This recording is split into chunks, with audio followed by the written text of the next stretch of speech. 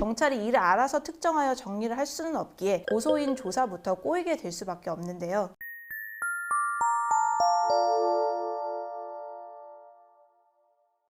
안녕하세요. 세상이 흔들어도 당신은 흔들리지 않도록 전변의 저울 전선의 변호사입니다. 저는 현직에서 12년차 변호사로 활동하고 있는 성범죄 전문 여성 변호사이고요. 성범죄 피해 상담을 하게 되면 종종 이런 경우를 마주하게 되는데요. 처음 성범죄 피해 신고를 하거나 고소를 할 당시에는 변호사의 상담이나 조력이 없이 혼자서 진행을 하다가, 그런데 수사기관의 수사를 받다 보면 가해자가 부인을 하고, 그리고 상황이 굉장히 오히려 피해자에게 불리해지게 되면서 저를 찾아오시는 분들이 종종 있어요. 사실 성범죄 피해자의 입장에서는 내가 피해를 입은 것이 명확한 사실이고 굳이 내가 피해자인데 변호사가 필요할까? 수사기관에 그냥 내가 가서 있었던 일에 대해서 담담하게 사실대로 이야기를 하면 되지 않을까? 그러면 담당 경찰이 알아서 잘 조사를 하고 알아서 잘 정리를 해줘서 가해자가 제대로 된 형사처벌을 받을 수 있지 않을까라고 생각을 할 수 있는데요. 이처럼 피해자의 기대와 같이 사건이 전개가 될 수도 있지만 현실에서는 피해자의 생각과 달리 수사 절차가 이루어지지 않는 경우가 굉장히 많고, 오히려 가해자가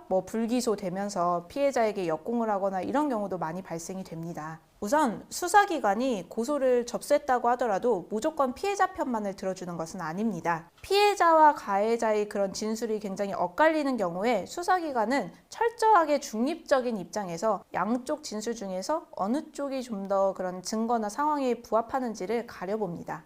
두 번째, 이렇게 수사기관이 철저히 그런 가운데 중립적인 입장에서 피해자와 가해자의 진술을 조사하기에 수사기관은 우선은 피해자의 진술을 듣고 이를 기초로 해서 성범죄의 시간이나 장소 그리고 행위 등 그 구체적인 내용을 특정을 하게 되는데요. 이와 같이 고소 내용에 대해서도 피해자가 명확하게 진술을 해야 하는 것이지 담당 경찰이 알아서 이를 정리를 하지는 않습니다. 그렇기 때문에 있었던 사실을 잘 정리를 해서 고소장을 작성을 하는 것이 성범죄 사건의 첫 단추이자 가장 중요한 부분인데요. 고소장 자체가 굉장히 명확하고 잘 정리가 되어 있다면 담당 경찰은 고소인 조사를 할 때 이와 같은 고소장을 잘 숙지를 하고 이 순서에 따라서 고소인에게 질문을 하게 됩니다. 그러나 피해자의 주장 자체가 굉장히 앞뒤가 맞지 않고 말이 왔다 갔다 하는 경우에는 경찰이 이를 알아서 특정하여 정리를 할 수는 없기에 고소인 조사부터 꼬이게 될 수밖에 없는데요. 반면 고소를 당한 그런 가해자의 입장에서는 어떻게든지 이와 같이 형사처벌을 피해가고자 하기 때문에 굉장히 이런 일이 닥치면 처음부터 변호사 상담을 받고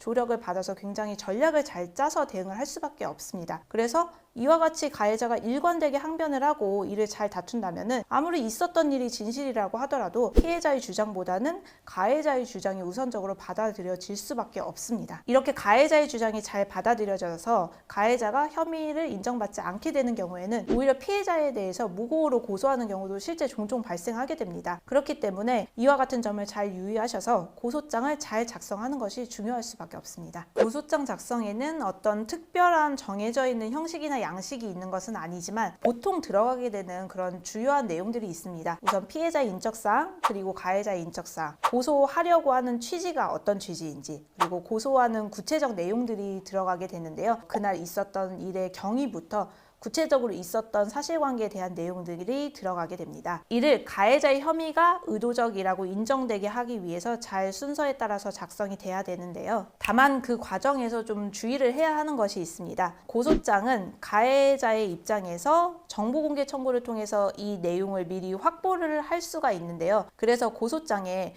피해자가 가지고 있는 증거나 무기가 100개가 있다고 하더라도 그 100개를 모두 다 싣지는 않습니다. 왜냐하면 이를 가해자 쪽에서 미리 보고 그에 대한 반박을 준비할 수 있기 때문인데요. 그래서 전략적으로 어떤 부분을 고소장에 싣고 어떤 부분을 나중에 조사 때 다시 재반박하는 취지로 작성을 해서 낼지는 좀 전략적으로 구성을 해야 됩니다. 오늘은 성범죄 피해를 당하게 되는 경우 어떻게 고소장을 작성해야 되는지에 대해서 알아보았는데요. 일반적으로 저희가 고소장을 낼 때 그냥 있었던 일만 순서에 따라서 정리해서 제출하면 경찰이 다 알아서 정리를 해주겠지라고 생각을 하는 경우가 많은데요. 사실은 그렇지 않습니다. 그렇기에 후에 그 고소장을 범죄 혐의가 입증되도록 전문 변호사와 상의해서 작성을 하는 것이 가장 좋습니다. 영상을 보시고 궁금한 점이 있으신 분은 언제든지 위에 있는 전화번호로 연락을 주시면 제가 자세히 상담 도와드리겠습니다. 오늘 영상은 여기까지이고요. 다음 영상에서도 다른 주제로 찾아뵙겠습니다. 구독과 좋아요 부탁드리고요. 영상 끝까지 봐주셔서 감사합니다.